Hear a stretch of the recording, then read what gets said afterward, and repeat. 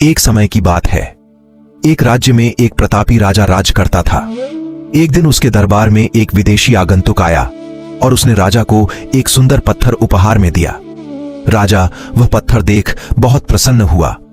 उसने उस पत्थर से भगवान विष्णु की प्रतिमा का निर्माण कर उसे राज्य के मंदिर में स्थापित करने का निर्णय लिया और प्रतिमा निर्माण का कार्य राज्य के महामंत्री को सौंप दिया। महामंत्री गांव के सर्वश्रेष्ठ मूर्तिकार के पास गया और उसे वह पत्थर देते हुए बोला, महाराज, मंदिर में भगवान विष्णु की प्रतिमा स्थापित करना चाहते हैं। 7 दिवस के भीतर इस पत्थर से भगवान विष्णु की प्रतिमा तैयार कर राजमहल पहुंचा देना। इसके लिए तुम्हें 50 स्वर्ण मुद्राएं दी जाएंगी। 50 स्वर्ण मुद्राओं की बात सुनकर मूर्तिकार खुश हो गया और महामंत्री के जाने के उपरांत प्रतिमा का निर्माण कार्य प्रारंभ करने के उद्देश्य से अपने औजार निकाल लिए।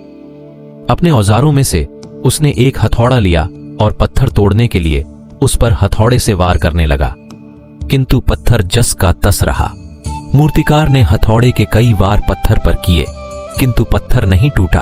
50 बार प्रयास करने के उपरांत मूर्तिकार ने अंतिम बार प्रयास करने के उद्देश्य से हथौड़ा उठाया, किंतु यह सोचकर हथौड़े पर प्रहार करने के पूर्व ही उसने हाथ खींच लिया कि जब 50 बार वार करने से पत्थर नहीं टूटा तो अब क्या टूटेगा। वह पत्थर लेकर वापस महामंत्री के पास गया और उसे यह कह वापस कर आया कि इस पत्थर को तोड़ना नामुमकिन है, इसलिए इससे भगवान विष्णु की प्रतिमा नहीं बन सकती।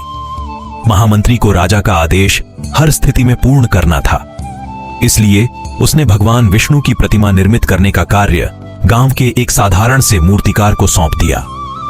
पत्थर लेकर मूर्तिकार ने महामंत्री के सामने ही उस पर हथौड़े से प्रहार किया और वह पत्थर एक बार में ही टूट गया। पत्थर टूटने के बाद मूर्तिकार प्रतिमा बनाने में जुट गया।